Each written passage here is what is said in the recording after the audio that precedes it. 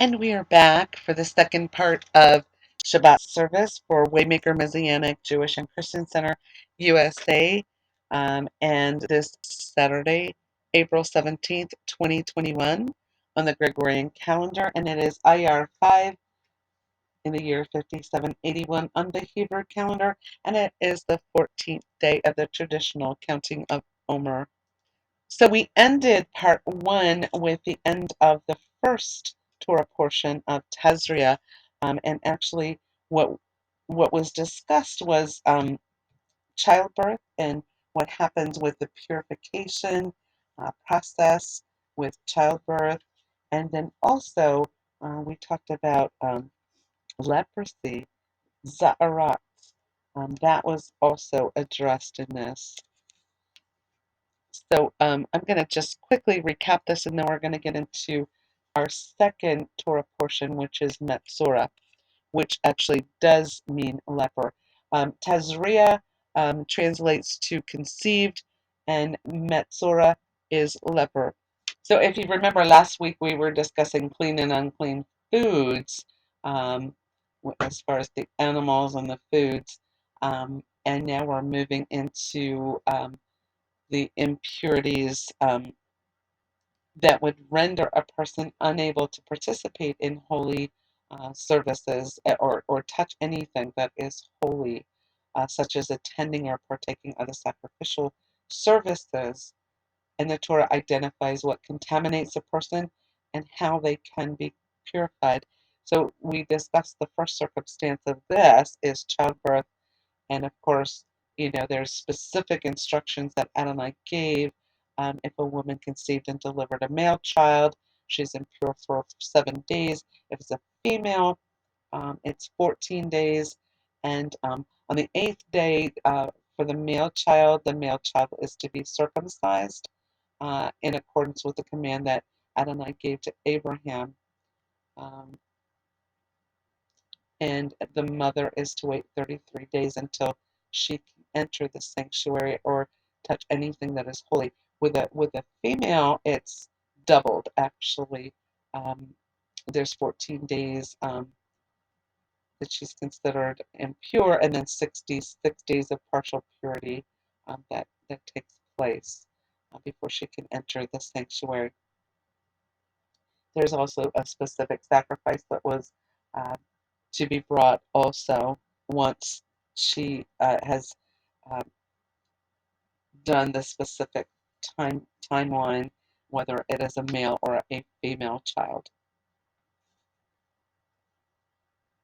Also, last week, what was addressed was, if there was touching of a dead carcass, that they could not be in the camp, that they had to remain outside the camp a specific amount of time, which was like if it happened around Passover, they could not partake in Passover, which is why we talked um, about there being a second Passover, and we discussed that actually in Rosh Chodesh IR this week, and explained what the second Passover signified, and that um, really was for those that could not be there because they came in contact with a dead body or a dead, whether it was an animal or whether it was a person, they came in contact with it and could not be within the camp.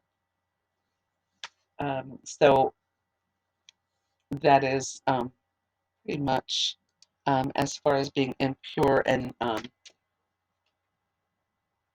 being able to later be in the camp.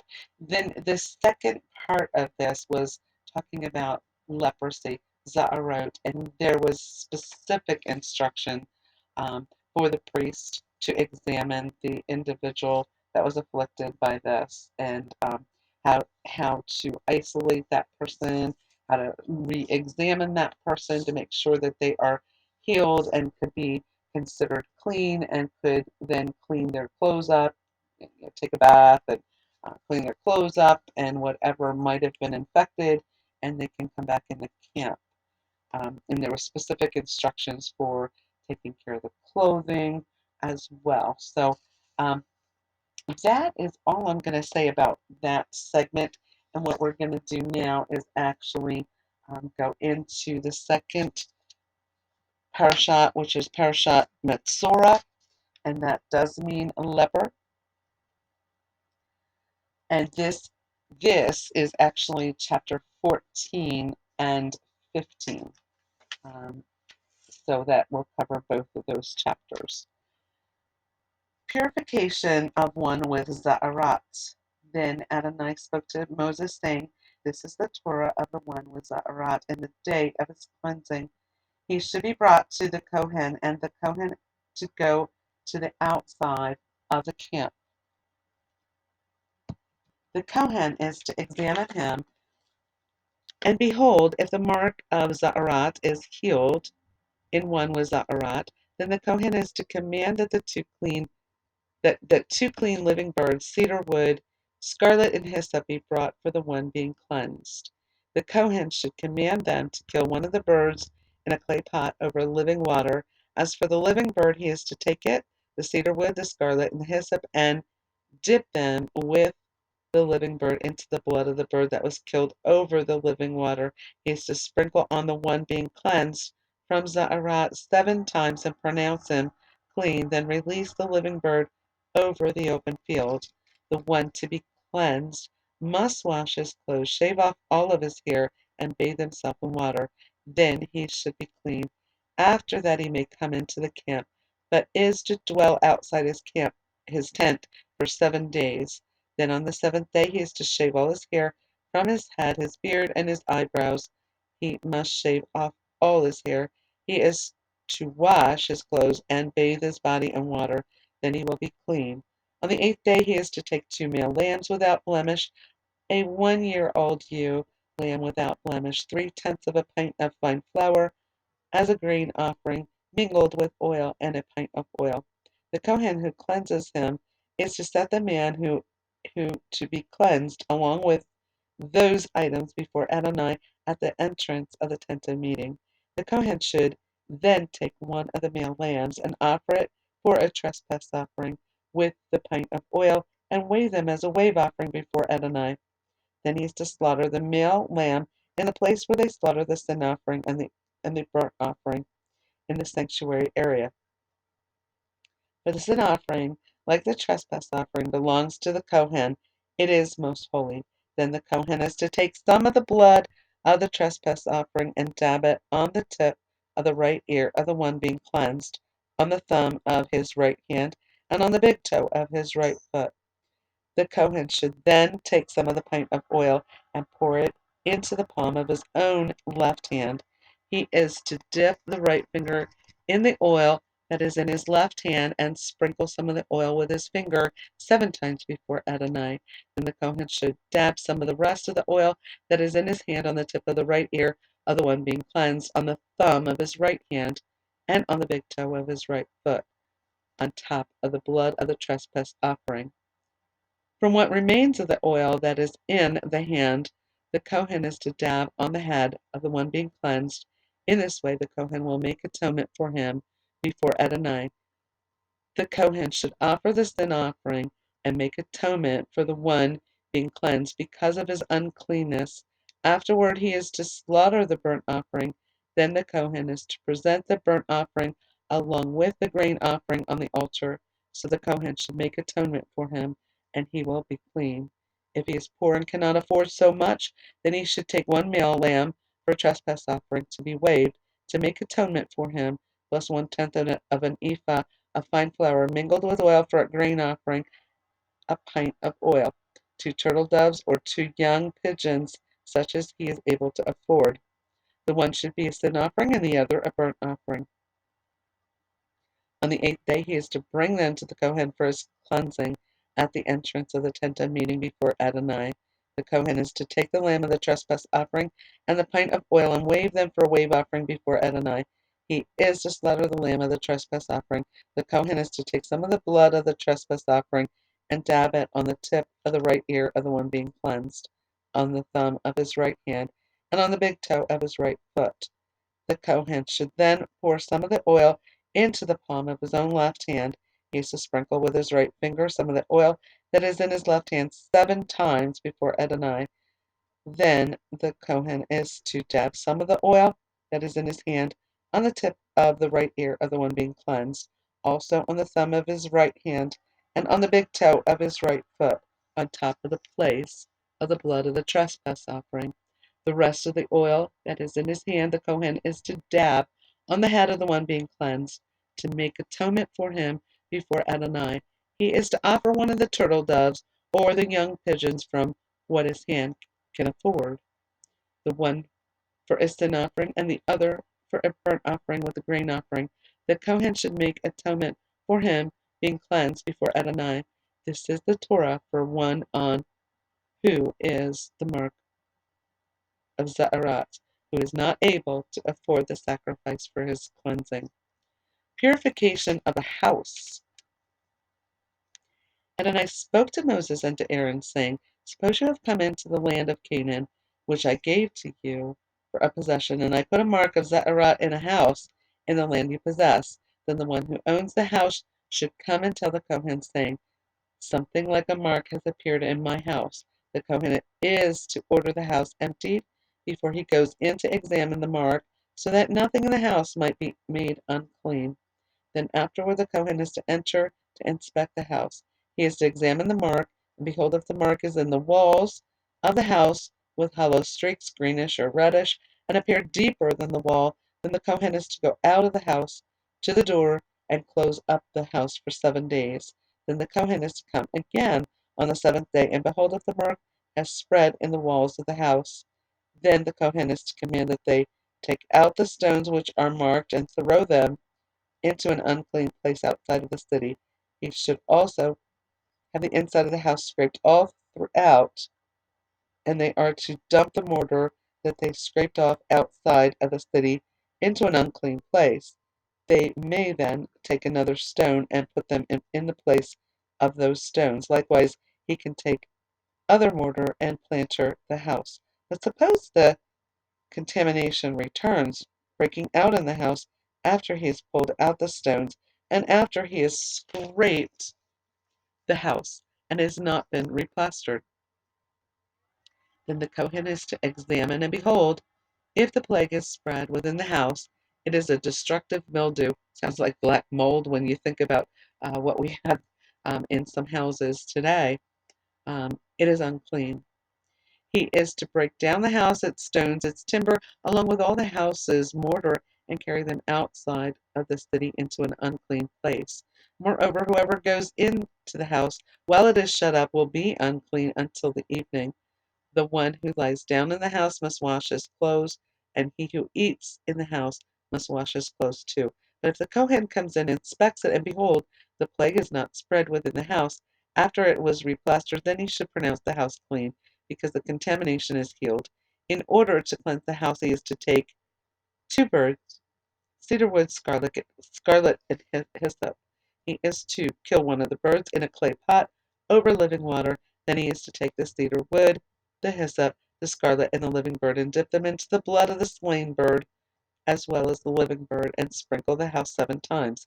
He should cleanse the house with the blood of the bird, with the living water, and with the living bird, the cedar, the wood, the hyssop, and the scarlet. And he is to let the living bird go out of the city into the open field. He is to make atonement for the house, and it will be clean. This is the Torah for any mark of Za'arat, even for scab, or the Za'arat in a garment, or for a house, or for a swelling, a scab, or a bright spot, to teach when it is unclean and when it is clean. This is the Torah of Za'arat. And we're going to continue on with chapter 15, purification from discharges. So what Adonai is doing too is setting these boundaries for the people as far as illnesses and infections, and he wants to you know have that dealt with properly so it is contained. Adonai spoke to Moses and to Aaron, saying, Speak to Bnei Israel and tell them, when any man has a fluid discharged from his body, because of his discharge he is unclean. This is to be his uncleanness in his discharge, whether his body flows with his discharge or his body obstructs his discharge. It is his uncleanness. Every bed on which he who has the discharge lies will become unclean, and everything he sits on will be unclean.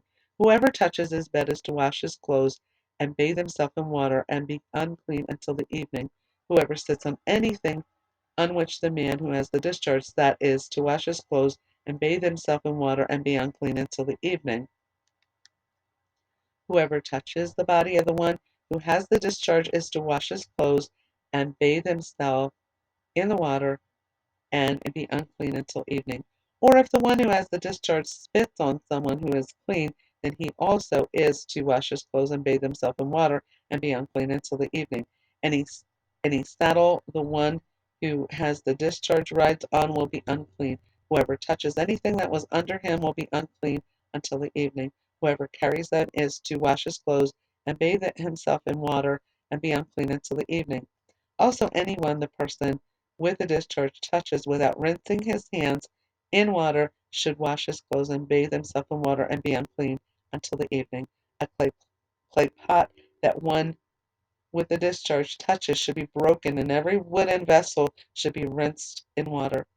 When the one who has a fluid discharge is cleansed of his issue, then he is to count for himself 7 days for his purification and wash his clothes. Then he is to bathe his body in running water, and he will be clean. On the 8th day he is to take 2 turtle doves or 2 young pigeons and come before Adonai at the entrance of the tent of meeting and give them to the Kohen. The Kohen is to offer them, one for a sin offering and the other for a burnt offering, so the Kohen should make atonement for him before Adonai for his fluid discharge. If any man has an emission of semen, then he is to bathe his whole body in water and be unclean until the evening. Every garment and all leather with semen on it are to be washed with water and will be unclean until the evening. If a man lies with a woman and there is an emission of semen, then should both bathe themselves in water and be unclean until the evening. If a woman has a discharge and her discharge from her body is blood, and she should be in her nida 7 days, and whoever touches her will be unclean until the evening. Everything that she lies on in her nida will become unclean. Also, everything that she sits on will become unclean. Whoever touches her bed is to wash his clothes and bathe himself in water and be unclean until the evening. Whoever touches anything that she sits on is to wash his clothes and bathe himself in water and be unclean until the evening. If it is on the bed or on anything where she sits, when he touches it, he will be unclean until the evening. If any man lies with her so that her nida gets on him, he will be unclean for 7 days, and every bed where he lies will be unclean. Now, if a woman has a discharge of her blood for many days, not during her nida, or if she has a discharge beyond the time of her nida, all the days of the discharge of her uncleanness should be as in the days of her nida. She is unclean. Every bed where she lies, all the days of her discharge will be like her bed during her nida, and everything she sits on will become unclean like the uncleanness of her nida.